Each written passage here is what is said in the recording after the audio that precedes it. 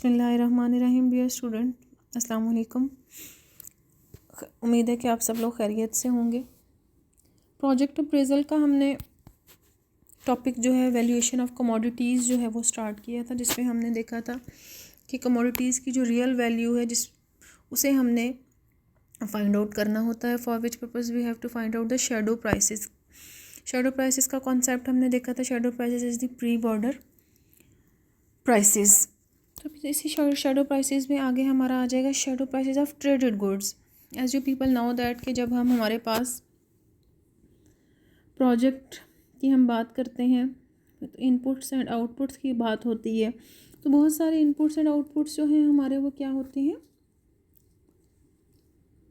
Imported होते हैं या एक्सपोर्ट हो रहे होते हैं। ठीक है, तो वो कहते हैं कि अब उनकी जो शैडो प्राइस है ट्रेडेड गुड्स की वो हमने कैसे जो है वो फाइंड आउट करनी है। This is very important concept and this is very important question also. कहते हैं the major innovation in the shadow pricing methodology in recent year has been the valuation of traded goods. तो traded goods कहाँ पर होती हैं? At border prices. Border prices जब trade होगी तो इट मीन्स कि we will take the border price. तो border price is different from the market price. A large number of goods and services, as I earlier discussed, used in the projects or produced by them are either imported or exported by the country, so that the effect of using more of these goods or producing more of them has a direct effect on the external trade position. For example, if wheat is freely imported for domestic consumption to make up production shortfalls, then the effect of a project to produce more wheat is to reduce the import bill and save foreign exchange. तो इसमें हमारी जो prices use होती हैं वो दो prices, जब हम बॉर्डर प्राइसेस की बात करते हैं दे आर टू। पहले नंबर पे आपकी आ जाएगी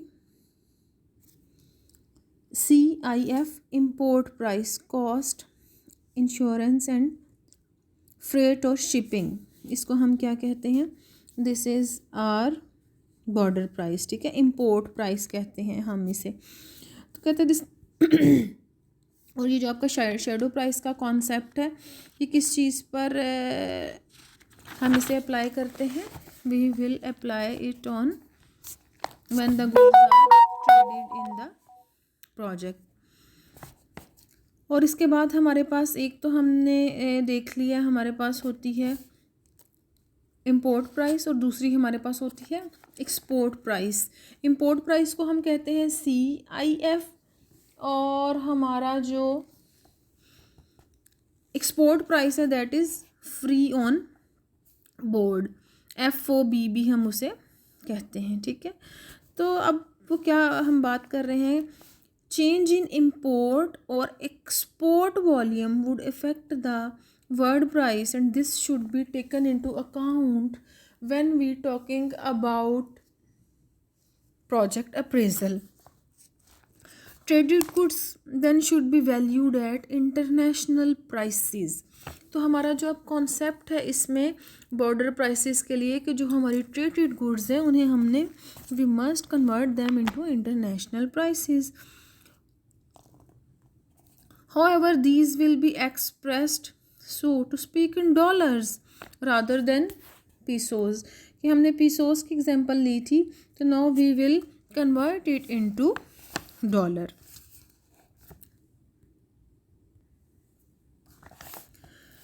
Domestic prices are higher than the international level when converted at the official exchange rate. Due to tariff protection on imports, we cannot simply convert border prices into local currency to be compared with the other items in the net present value of the project. अब हमें उसके लिए करना क्या है? We must either convert these to an international price equivalent or convert the former to the domestic price equivalent. On average local prices, इसकी छोटी सी example ले रहा है कि इफ़ से on average local prices are 20% above the international level. This means that official exchange rate of 10 rupees to US dollar, $1,000 worth of imported goods at CIF import price will on average sell for rupees 12,000 on the domestic market. तो हम अब इसमें किस चीज़ की बात कर रहे हैं कि अगर वो 20% अबव है हमारी local prices than international level, तो इट मीन्स कि हमारे जो 1,000 US डॉलर की वर्थ है वो डोमेस्टिक मार्केट में वो कितनी होगी, 12,000 होगी.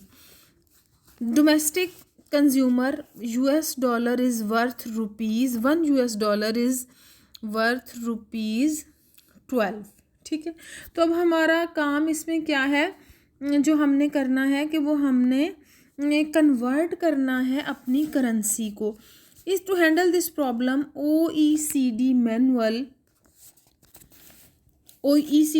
क्या है, organisation for economic cooperation and development, suggests that all inputs and outputs should be valued at international prices multiplying by the official exchange rate.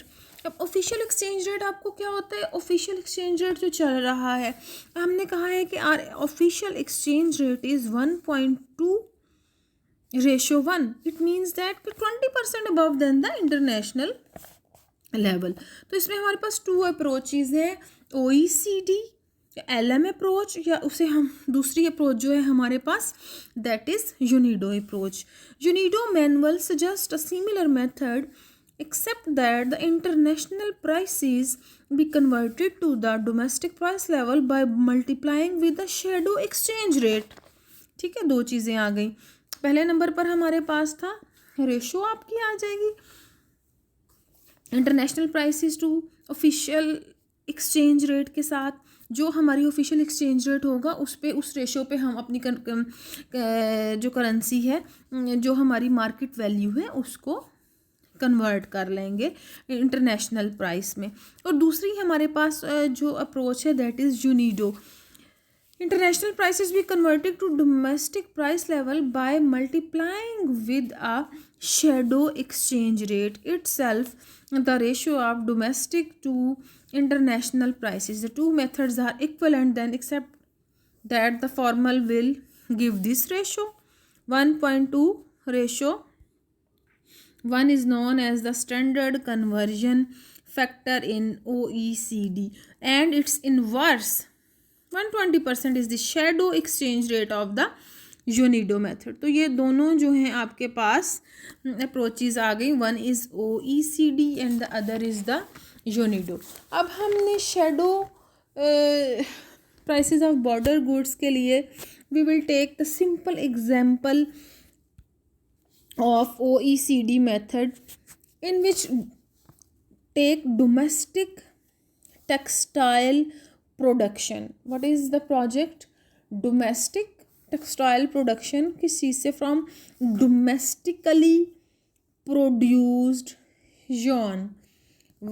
At one place it is domestic textile production from domestically produced yarn. Both commodities being traded. Market price of plain cotton cloth is 5 rupees per meter, but there is a 25% duty on imported cloth, and imports only cost the economy the import price of rupees 4. जब हम इसकी बात करते हैं कि domestically जो produced yarn है हमारे पास उसकी मार्केट प्राइस कितनी है, दैट इज़ 5, वो 25% उस पर ड्यूटी है. तो इट मीन्स कि इम्पोर्ट प्राइस इज़ रुपीज़, हमारे पास क्या है, import price is rupees 4. Then the other thing was cotton yarn. ठीक है, cotton yarn is exported, but this also is taxed. The export price being 40% above the local price received by the exporter. 3.50 per meter after the tax has been paid. तो क्या आ रहा है, cotton yarn को भी हम export कर रहे हैं और इसकी प्राइस क्या है, being 40% above the local price receive by the exporter.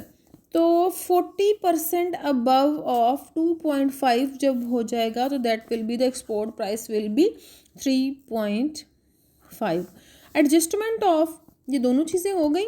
इसके बाद हमारी है adjustment of other input cost component is made here by multiplying by the ratio of international to domestic prices. जो हमने पीछे किया है, क्या है वो हमारी OECD 1.1 ratio 1.2, 20% above than the market price. Although we could calculate the shadow prices of the items, labor, equipment separately, comparison of the profit margin surplus at shadow prices and market prices then indicates that although the production of cotton cloth yields a profit to the manufacturer of rupees 1 per yard, it leads to a net loss to the economy as a whole of rupees 0.75 yard, mainly due to the existence of comparatively high price for yarn as compared to cloth on an international market. इसका अब table देखें. Table में वो बात कर रहा है, सबसे पहले हमारे पास क्या है, इनपुट कॉस्ट्स आ जाएगी. First of all there is yarn and yarn market price is 2.5 and shadow price because yarn is exported and the 40% above the local price and 2, ये देखें 40% कितना बन रहा है, 2.5 multiplied by 40% is equal to 1. when we add 2.1 in 2.50 it will be shadow price 3.50 which is our border price. The other components are 1.50. It is mentioned above and it is converted on the official exchange rate of 1 point like this. 1.5 or 1.2 is equal to 1.2. when we sum up the both it will be 4 and here shadow prices will be 4.75 and output value market price of cloth is 5 and market price of inputs is 4. तो surplus हमें कितना मिल रहा है, show हो रहा है 0.1 rupees per, but in real if we check it in terms of shadow prices there is a loss to the economy of 0.75 a yard, mainly due to the existence of a comparatively high price for yarn as compared to cloth on the international markets, possibly including that other countries have narrower manufacturing margins. Thank you.